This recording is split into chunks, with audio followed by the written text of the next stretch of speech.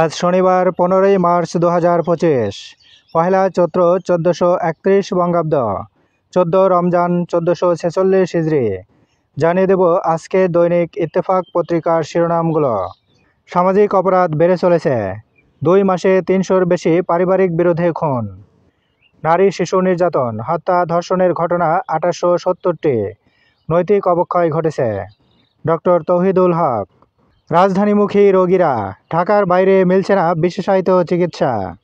গুতেরেসের সঙ্গে বৈঠকে ডক্টর ইউনূস। সংস্কার প্যাকেজ ছোট হলে নির্বাচন ডিসেম্বরে, বড় হলে আগামী বছর জুনে। সংস্কারে পূর্ণ সমর্থন থাকবে জাতিসংঘের। গ্রিন কার্ড থাকলেও অনির্দিষ্টকাল যুক্তরাষ্ট্রে থাকা যাবে না। অভিবাসন নীতির পরিবর্তন দাবি মার্কিন ভাইস প্রেসিডেন্টের। ঈদযাত্রার ট্রেনের টিকিটের জন্য আধা ঘন্টায় হিট 20 লাখ। রোহিঙ্গাদের সঙ্গে ইফতার করলেন অ্যান্থনিও গুতেরেসে ও ডক্টর ইউনূস। প্রতিদিন দৈনিক পত্রিকাগুলোর শিরোনাম জানতে লাইক, কমেন্ট এবং সাবস্ক্রাইব করুন। এবার শেষের পাতা। যুদ্ধবিরতি নিয়ে রাশিয়ার কৌশলগত ভূমিকায় ক্ষুব্ধ জেলেনস্কি। ট্রাম্পের সঙ্গে কথা বলবেন পুতিন। সরকারের বিরুদ্ধে অপপ্রচার, রাষ্ট্রদূতের ব্যবস্থা নিচ্ছে পররাষ্ট্র মন্ত্রণালয়। কানাডার প্রধানমন্ত্রী হিসেবে শপথ নিলেন মার্ক কার্নি। কানাডাকে অঙ্গরাজ্য করার ট্রাম্পের চেষ্টা পাগলামি। সয়াবিনের সরবরাহ কিছুটা বেড়েছে, ফলের দামেও স্বস্তি। ওয়ার্ডভিত্তিক মীমাংসা সেন্টার প্রতিষ্ঠার সুপারিশ।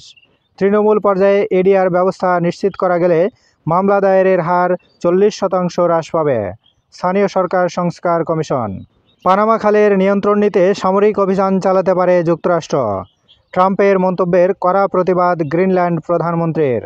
ফিলিস্তিনিদের আফ্রিকায় পাঠানোর পরিকল্পনা যুক্তরাষ্ট্র ও ইসরায়েলের। ফিলিস্তিনপন্থী সেই শিক্ষার্থীর পক্ষে যুক্তরাষ্ট্রের ইহুদিদের বিক্ষোভ। সাথিয়ায় নছিমন সিএনজি সংঘর্ষ, বাবা ছেলে নিহত। আজিমপুরে বাবা মায়ের কবরের পাশে চিরনিদ্রায় শায়িত আরেফিন সিদ্দিক। ঢাবি ক্যাম্পাসে জানাজা না হওয়ায় সমালোচনা। চট্টগ্রাম এক্সপ্রেসওয়েতে গাড়ি চলে ঝড়ের গতিতে, ঘটছে দুর্ঘটনা। একটি চক্র রাজনীতি হিসাবে ধর্মকে ব্যবহার করতে চায়, ডক্টর মঈন।